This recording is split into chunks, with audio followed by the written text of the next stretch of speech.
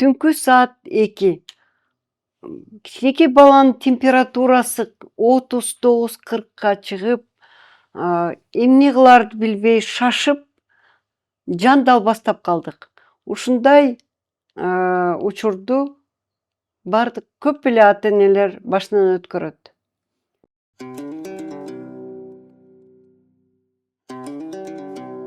Саламатсызбы, урматтуу биринчи байлык ден соолук подкастынын угуучулары, көрүүчүлөрү. Бүгүнкү темабыз кишечная инфекция же болбосо ичек арын инфекциясы. Биз студиябызга бүгүн өзүнүн ишин жакшы көргөн, ушул тема боюнча адисти чакырдык элек. Саламатсызбы, урматтуу Фатима айым. Өзүңүздү кыскача айтып койсоңуз, кандай врачсыз, анан кийин кайсыл жерде иштейсиз? Саламатсызбы. Менин атым Садыкеева Фатима Талгатовна. Мен үй бүлөлүк дарыгер болуп кызмат кылам. Азыркы учурда 4-үй бүлөлүк медициналык борборунда жана Авиценна клиникасында пациенттерди кабыл алам. Эң сонун.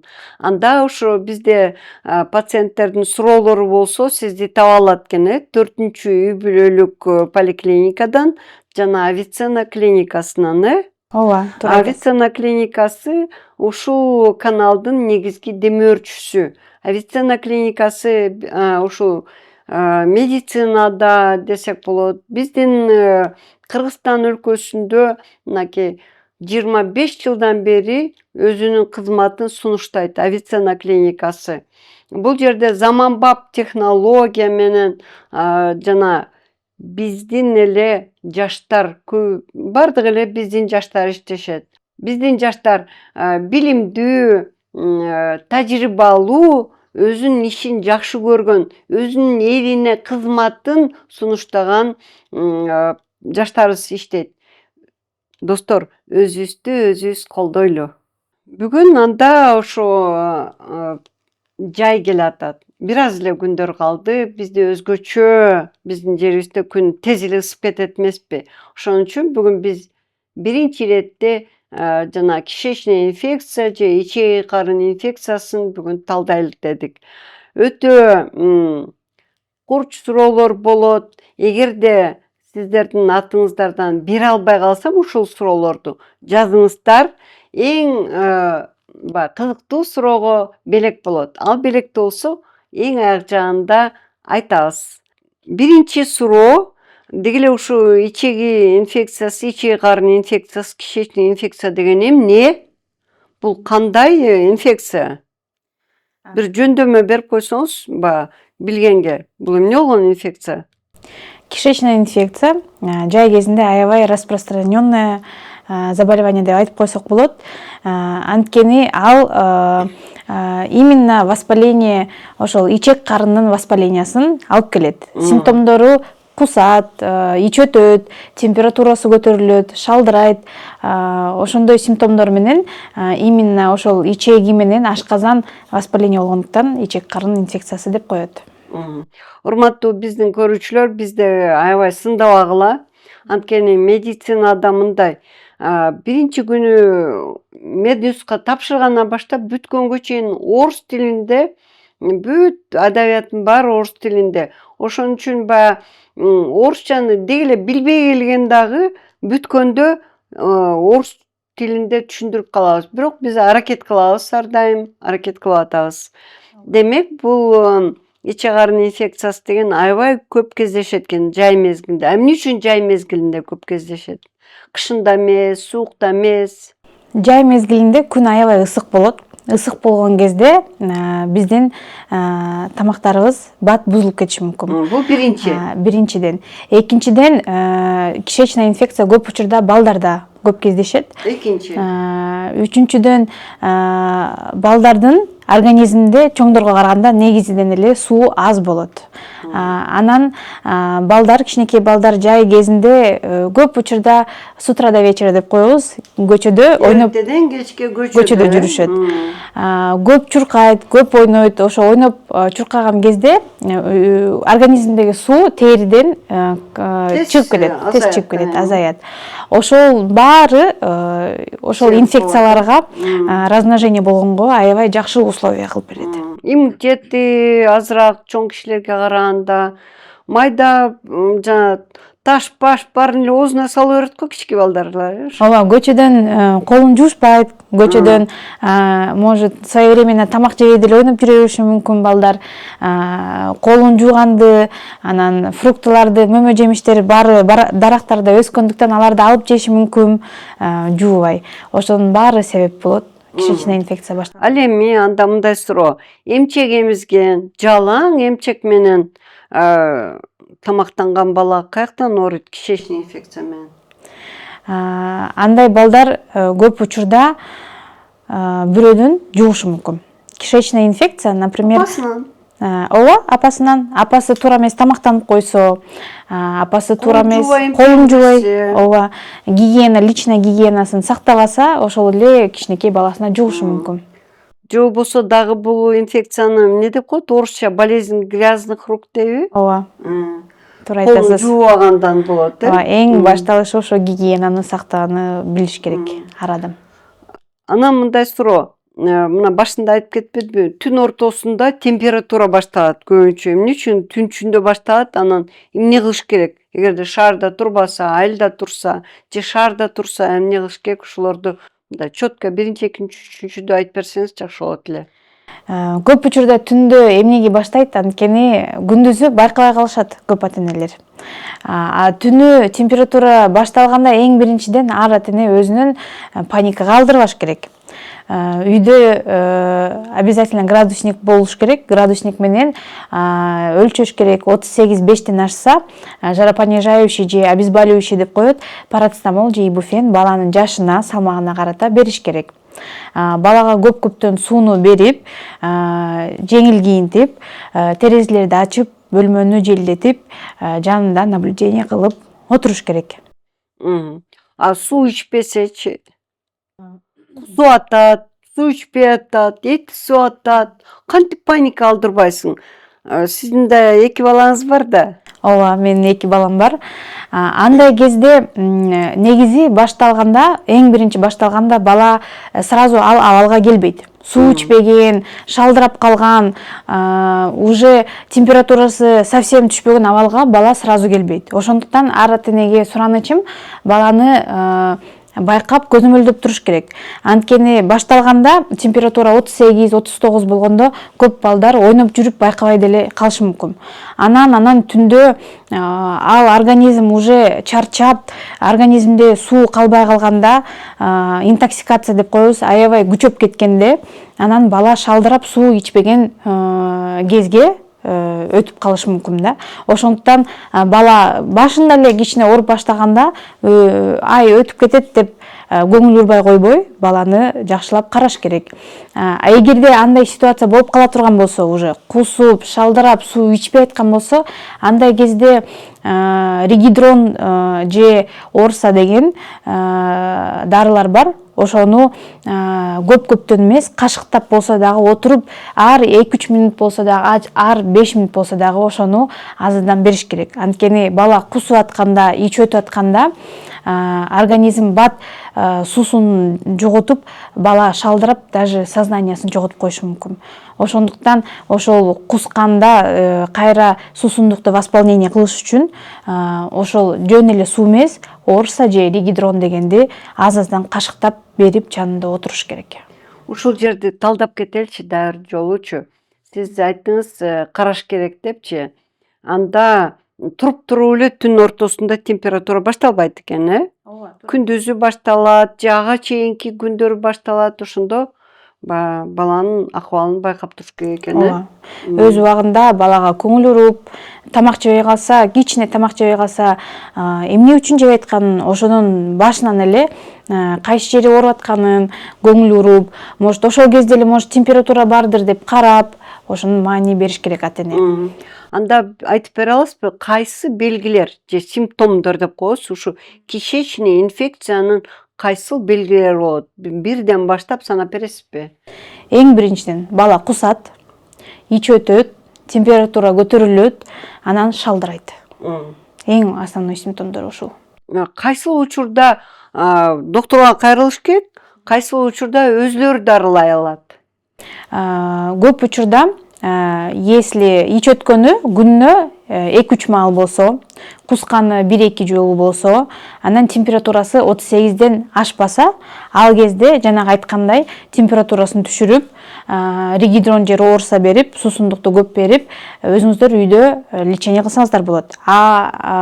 Уже бала аябай шалдырап, суу ичпей калса, аппетити совсем жок болуп калса, шалдырап, температурасы 39-40тан уже ашып кетсе, ооруганына 3 күндөн өтүп кетсе, андай кезде уже дарыгерге кайрылыш керек. Анан болбойбу мындай, кеч алып келдиңер, эмнеге кеч алып келдиңер деген сөзчү?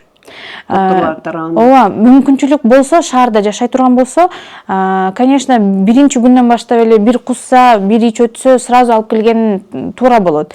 А если Кимге алып барыш керек? Дарыгерге алып барыш керек. Кайсы дарыгерге? Эң биринчиден поликлиникадагы өзүңүздөрдүн семейный врачыңыздар болуш керек. Ошо семейный врачка алып барасыз. Ошондой начальный этаптарда эле семейный врач сиздерге жакшы эффективдүү лечение жазып берет.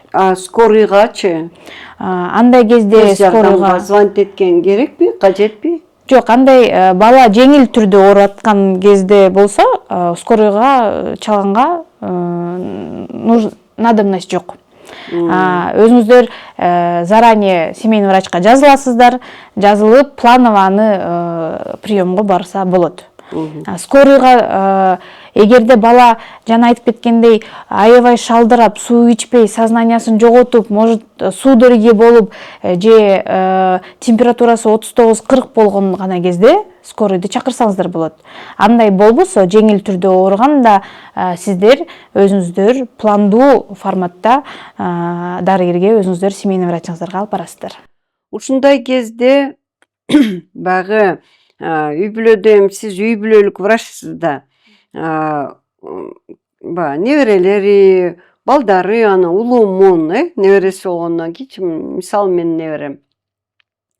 Ушундай өтүп кетет, эчтеке болбойт, майдан сүй көп коеюн, анан күрүчтүн суусунан берсем болот десе болобу? Ушуга кандай кеңеш бересиз? Андай нерселер болбойт.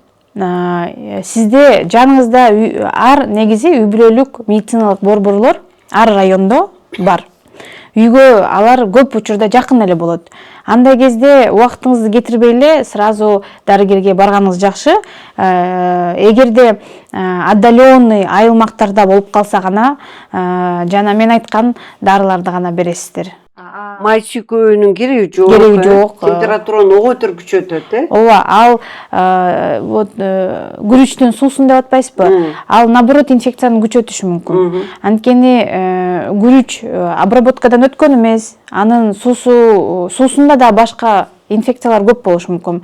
Ал ого бетер ал инфекцияны күчөтүп, баланы жаман абалга симптомун басып, инфекцияны көбөйтүшү мүмкүн, Түнкү саат 2 болуп атат. Баланын абалы оор болуп атат. Эмне кылыш керек? Ошол кезде врачка звонить этсе болобу? Түнү врачка чалсаңыздар болбойт. Анткени сиздер жана айтып кеткендей эле баланы ал түнү гана башталбайт, күндүзү өзүңүздөр байкап, наблюдение кылып, бир кандай симптомдорду байкап калсаңыздар, күндүзгү убакытта врачыңыздын иштеген графигин обязательно билишиңиз керек сиз, өзүңүздүн семейный врачыңыздын. Ошо графикке карата барсаңыз болот. Графиги гана если туш келбей кала турган болсо, поликлиникада башка дагы врачтар болот, дежурный врачтар болот, ошолорго кайрылса болот. А эгерде саат түнкү 2де бала жаман болуп, температура көтөрүлүп, абалы жаман болуп атса, өзүңүз эң биринчи медицинская помощь оказанияны ар этини билиш керек. Ар үйдө аптечка болуш керек.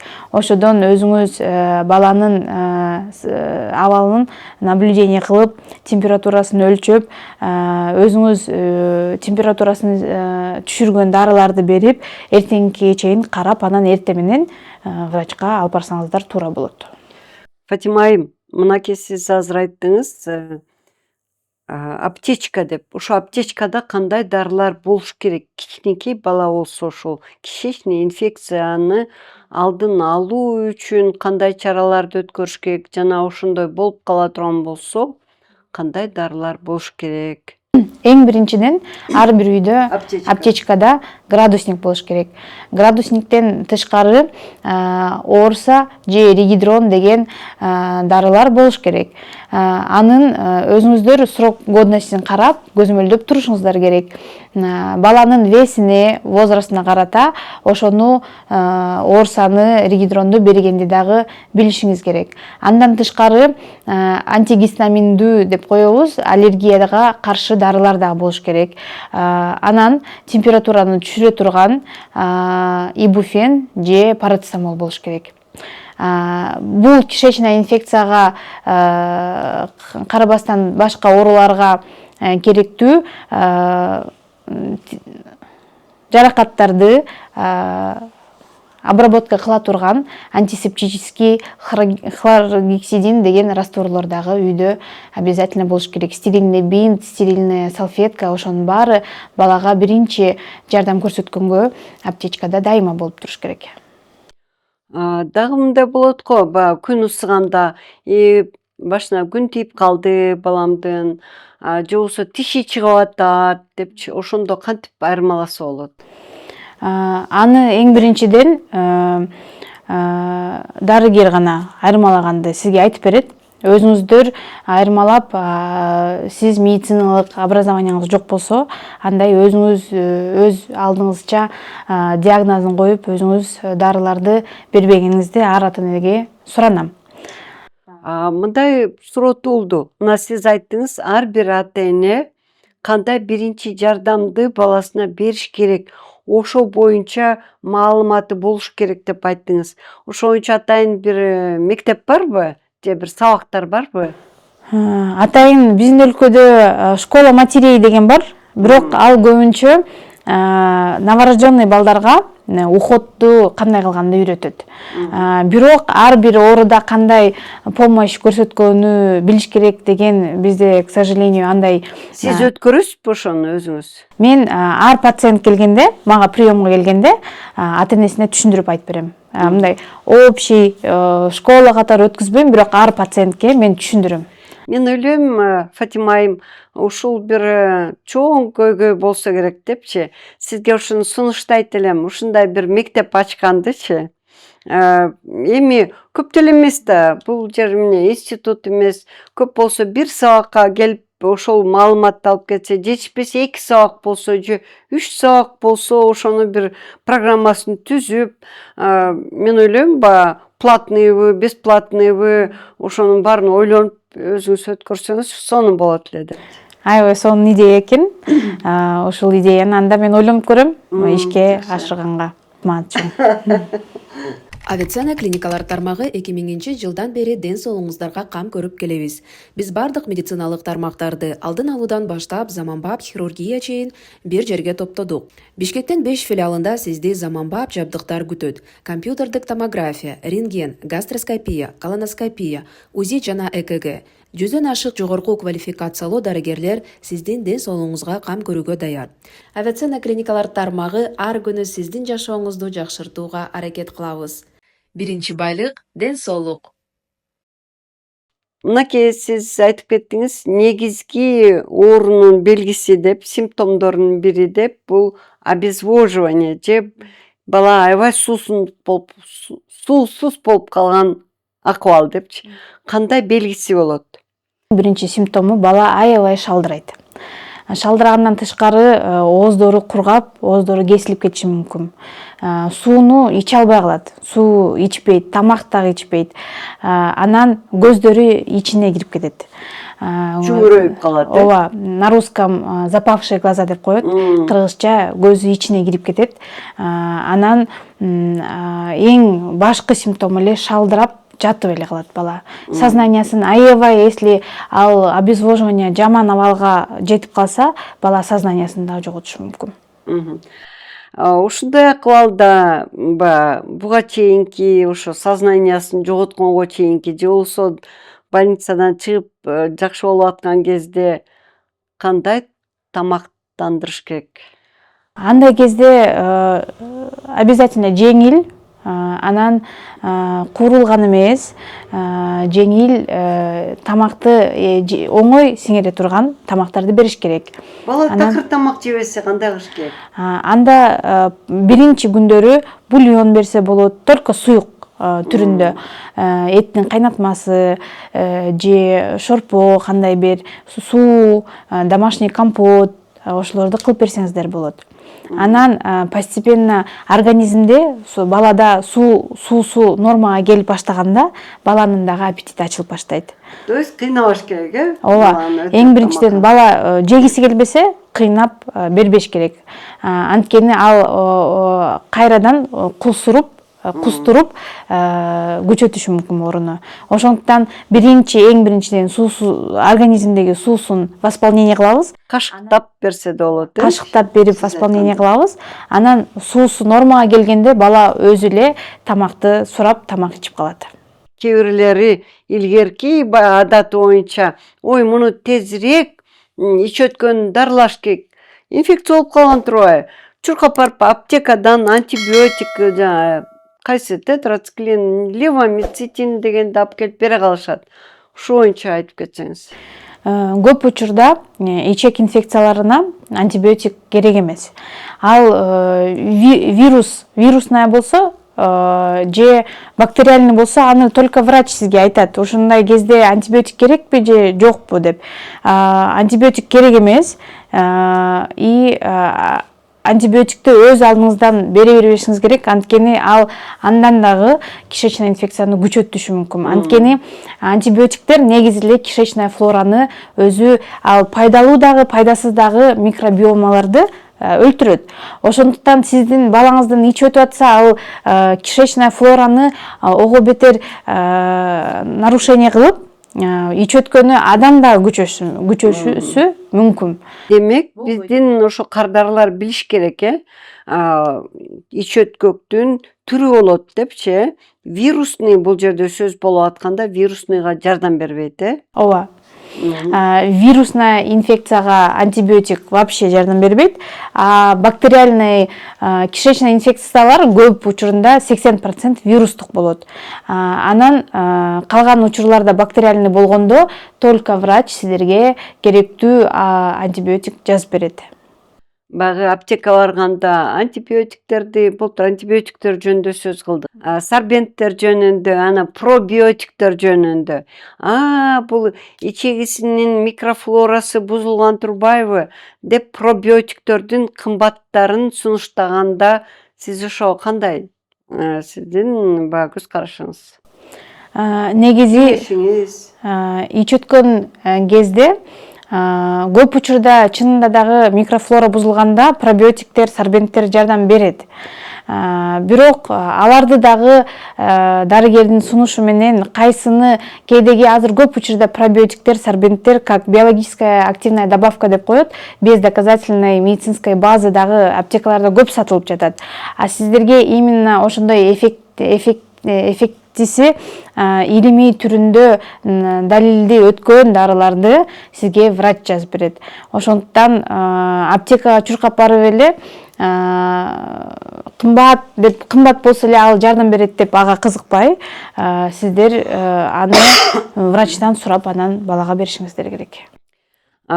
Биз буга чейинки подкастыбызда да айтып кеткенбиз, ушу антибиотиктердин деги эле башаламан дарыларды кабыл албоо жөнүндө айтып кеткенбиз. Болуптур, система ошондой экен. Аптекаларда барсаңыз, кээ бирде мен ушундай ит атайым келет.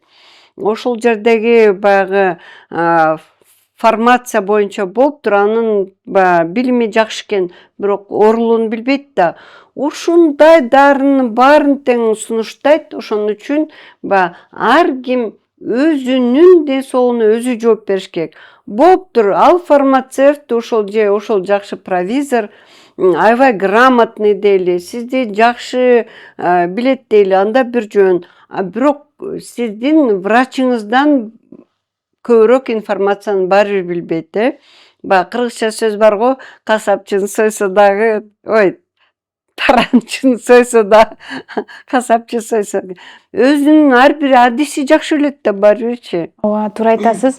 Менин практикамда көп учурда биздин өлкөдө ошондой жанагындай биологически активный добавкаларды, дарыларды өзү эле өзүнө назначение кылып ичкен үчүн токсический гепатит деген диагноз менен көп келет. Анткени ушунчалык керектүү, керек эмес дарыларды аралаштырып ичкендиктен боорго аябай нагрузка болуп, боордун уже не справляется, ошондуктан на фоне этого воспалительный процесс башталат. Дарыларды ичкенден эле Кальцийди туура эмес ичкенден хирургдар, биздин коллегалар айтат, кальцинаттар дейт, кадимкидей таштар чыгат операция убагында депчи.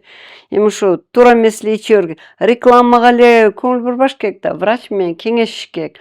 Болуптур, ал врач көңүлүңүзгө тойбойт, анда башка врачка кайрылып көрүш керек, ойлонуп көрүш керек. Анткени бул менин сиздин ден соолугуңуз. Ошон үчүн аракет кылыш керек, ооба, өзүңүз билип, ар кандай дарыларды ичпешиңиз керек. Жай мезгилинде бул инфекция көбөйөт деп. Анан болезнь грязных рук деп көбүнчө ушу кол жуубай туруп тамак ичкенден инфекция кирет, ичеги инфекциялар. Ооздон башталабы? Кандайча жууш керек? Ушу гигиенанын негизин айтып берсиң. Эң башынан бизде бекерден айткан эмес, балдарды эмес өзүңдү үйрөт деп. Ооба. Көп учурда ата энеси өзү эле, мен практикада да аны байкаймын, ата эне өзү тамактын алдында колун жууса, тамактан кийин колун жууса, аны сөзсүз түрдө балдар кайталайт. Балдар сизди көрүп отуруп эле ошол гигиенаны сиз үйрөтпөсөңүз деле аны өзү үйрөнөт. Ошондуктан ар бир адам өзүнөн баштап, биринчи өзүңүздү тарбияласаңыздар, балдарыңыз дагы ошого тарбия алып, ошого көнөт. Колун мындай правила кылып эле тамактын алдында кол жууш керек, тамакты жеп бүткөндөн кийин кол жууш керек дегенге көндүрсөңүздөр, бала кийинтен айттырбай эле өзү ошого көнүп жууп баштайт. Анан балага ич керек, эшиктеги, көчөдөгү мөмө жемиштер болсо жуубай жебеш керек. Жерге түшүп калган нерсени алып оозго салбаш керек деп башынан ошону айтсаңыздар, мен ойлойм, кичинекей бала ал как губка сыяктуу болот да. Любой сиз, тез үйрөнөт. Любой сиз берген информацияңызды жакшы туура берсеңиз, аны бала бат кабыл алат, бат үйрөнөт. Сиз айтып койсоңуз, бала уже аны кылбай калат. Анан кийин ушу кишечный инфекциянын аябай тарашына дагы жана бала бакчада оюнчуктардын обработкалары, же болбосо жана песочница деп коет, кумга ойногондору, өзгөчө ысык көлдөн кийин күздө аябай башталат эмеспи бул инфекция? Жана жээктеги кумда абайлаш керек ошону дагы деп балдарга да үйрөтүш керек, Ооба, негизи биз практика жүзүндө бала 3 жашка чейин ооруса, ким күнөөлүү? Энеси күнөөлүү деп айтабыз биз. Анткени 3 жашка чейин көп учурда балдар бала бакчага барбайт, үйдө болот. Анан биз энесине айтабыз, сиз жакшы карашыңыз керек. Анткени 3 жашка чейин кандай оорулар менен ооруса, эмне болуп ооруса, күнөөлүү болгон только сиз болосуз деп. Ошондуктан бала кичинекей болсо, көзүңүздү албай, көзөмөлдөп жанында карап турушуңуз керек. Эң жөнөкөй болсо дагы дар жолу айтып кетсеңиз, базардан алган жана мөмө жемиштерди, коон дарбыздарды кантип жууш керек? Азыр бизде соц тармактарда аябай ушул тема боюнча көп информациялар бар. Кээдегилер болот соода менен жууш керек, кээдегилер болот кайнак сууга обработка кылып чыгыш керек депчи. Бирок биздин учурда сиз жакшы таза сууга 2-3 жолудан жакшы таза жуусаңыз эле ошол жеткиликтүү. Үйдөгү тамактарды ошол эле биз болот го, бүгүн тамак жасадык, эртеңкиге калып калды. Ошолорго кандай? Ошолорду кандай жасак болуш керек? Ысык жай мезгилинде тамактар аябай бат бузулат да. Ошондуктан тамакты бізде ар бир үй бүлөдө холодильник бар. Ошондуктан тамакты туура сактоону билишибиз керек. Болот ысык кезде 1-2 сааттын ичинде эле тамак бузулуп кетиши мүмкүн. Ошол эле мөмө жемиштер, арбуз, коон деп коебуз, ошолор эле 1 саат 2 саат көчөдө ысык кезде туруп калса, ал бат эле бузулат. Ошондуктан жегенден кийин тамакты обязательно үстүн жаап, бетин жаап, анан муздак жерге, холодильникке сакташ керек. Ысык кезде 1 саат 2 саат уже жеткиликтүү тамакты ошол бузулушуна, анан инфекция заселение болгонго ал убакыт жетет. Дагы бир ушу кеңешиңизди айтсаңызчы, мен кошумча кылайын. Кичинекей балдарды коомдук жерлерге, жандай тойлорго алып барууга сиз кандай көз карашыңыз? Мен оюмча андай биринчиден тойлорго алып барбай эле койгон жакшы.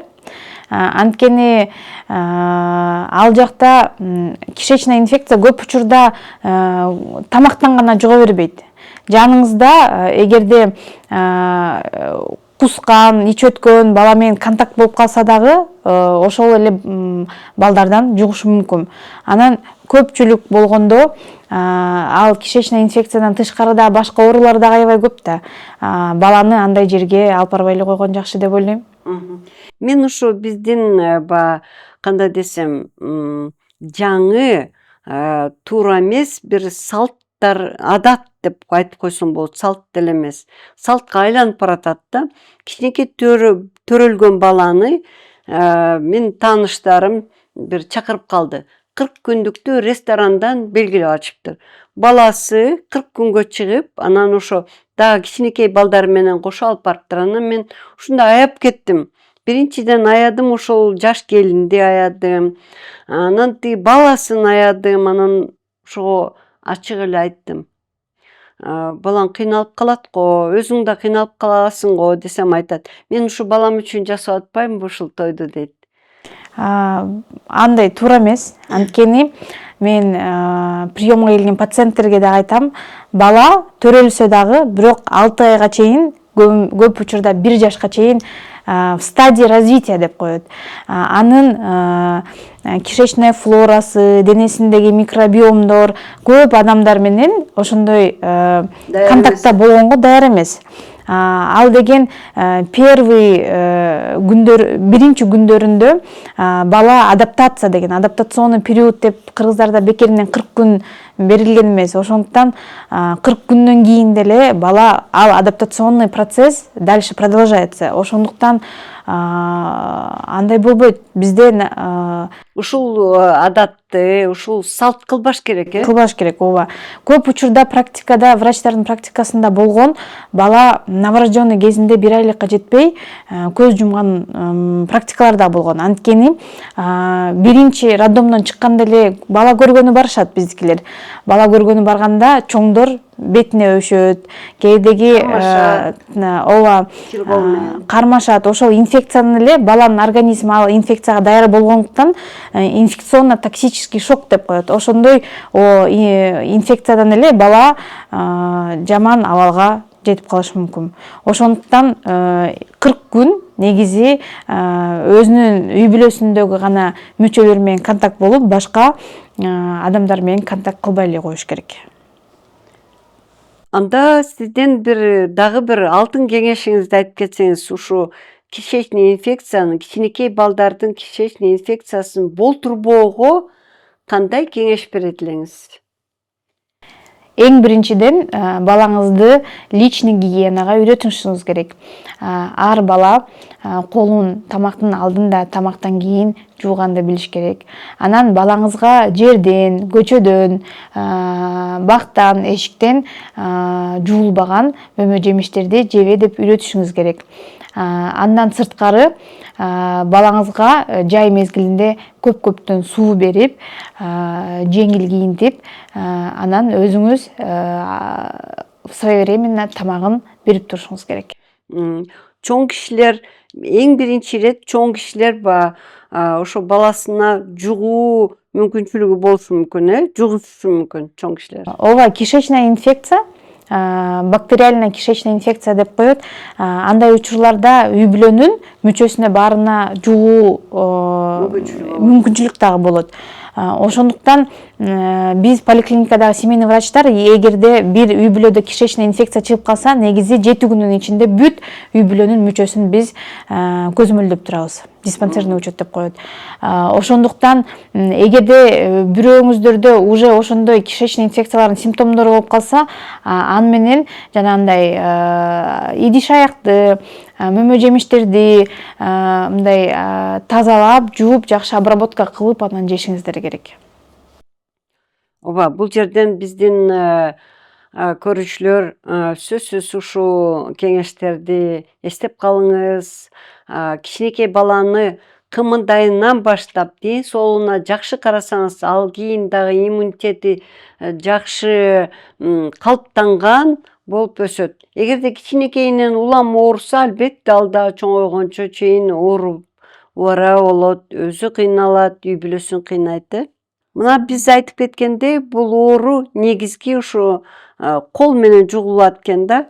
Колдон жугат, контактный инфекция, же болбосо болезнь грязных рук деп ушу орус тилинде айтылат. Ошо боюнча мынакей жакында эле бир канча жыл өттү, 4-5 жыл өтүп кеттиби, ковид убагында. Кишечный инфекция деген жокко эсе болуп кетпеди беле. Анткени какшай берип, колуңар жуугула дей берип, кишечный инфекция аябай аз болду. Анын үстүнө баягы ар бир үй өзүлөрүнүн үйүндө болуп. Ооба. Эң биринчиден колду таза суу менен, анан жөн эле суу менен эмес, обязательно самын менен жууш керек. Самын менен жууп, шашпай, колдун жууган эрежелери дагы болот. Шашпай, тырмактын ичинен баштап, башкы баш бармактан баштап бүт баарын эзип, самын менен жууп чыгыш керек. Сиз аябай жакшы кеңеш бердиңиз. Биринчи иретте ата энеси балаңды тарбиялабай, өзүңдү тарбияла дегендей, ата энеси күзгү болуш керек. Ооба. Көп учурда балдарга жуу деп айтып койсоң эле ал түшүнбөйт. Ошондуктан сиз кандай жууганды, кантип жууганды жанына туруп үйрөтүп көрсөтүшүңүз керек. Эмнеден кийин кантип деп, Ооба, тамактын жүр балам, тамактан кийин, тамактын алдында экөөбүз чогуу барып колубузду жууйбуз деп айтып, ошодон баштасаңыздар, биринчи чогуу барасыздар, кийин бала уже адатка айландырып, аны өзү барып жууганга көнүп калат. Көп жашаган эмес, көптү көргөн билет дегендей, бир убакта бир чет өлкөдөн бир айым келип калды. Анан кийин ал ковид убагында болчу, айтмакчы. Анан үйгө чакырып калдым. Чакырып калсам, ал кол менен мен эшикти кармабайм дейт. Кармабайм деп түртүп кирип, анан киргенде эле колун жууганда мен ойлоп койдум, чынында эшиктин кармагычтарында инфекция калат. Көп жерде калат, көрүнбөгөн, көзгө көрүнбөгөн. Анткени личная гигиенадан тышкары бала жөтөлгөндө, чүчкүргөндө биз баланы үйрөтүшүбүз керек. Оозду жабыш керек. Ооба, оозду обязательно жабыш керек. Анан постоянно негизи ар балада носовой платочек деп коет. Ал личная гигиенада баланын чөнтөгүндө же сумкасында болуш керек.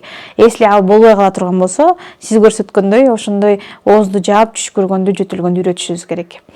Анан ошол колду барып сразу жууш керек. Мен бир ошол кезде эсимде интернеттен көрсөтүп аткан. Мына андай чүчкүрбөгүн дейт. Буякка чүчкүргүн дейт. Анткени бул колуң менен барып ручканы кармайсың, сенден башка бирөө жугат деп айткан эсимде. Эрежеси көрсө жөнөкөй нерселерден бир чоң бир проблема башталат да, Ооба. Ар коомдун проблемасы, биз коомдун проблемасын чечебиз деп ойлобой, биринчи өзүбүздүн проблемабызды өзүбүздөн башташыбыз керек, анан коом дагы өзгөрөт.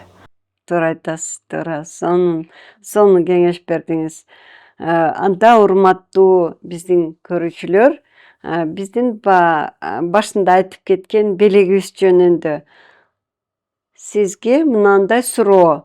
Эң кызык кызматтуу суроо берген адамга Фатима айымдан белек болот бекер консультация. Анын ичине балким анализдер да кирет. Ошон үчүн сиз сурооңузду жазыңыз. Анан Фатима айым өзү жооп берет. Сөз бересизби? ооба, мүмкүнчүлүк болгончо баарына жооп берем суроолоруңуздарга. Биздин студияга келип, сонун кеңештериңизди айтканыңыз үчүн сизге чоң рахмат.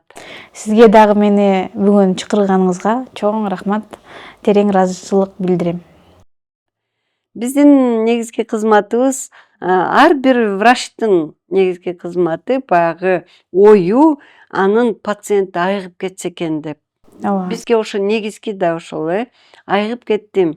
Доктор сиздин кеңешиңизден кийин мага жардам берди деген бир эле ошол сөзү эле кандай жыргатып коет.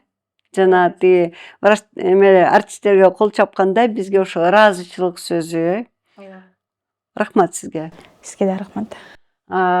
Кийинки жолугушууга чейин аман эсен болуңуздар.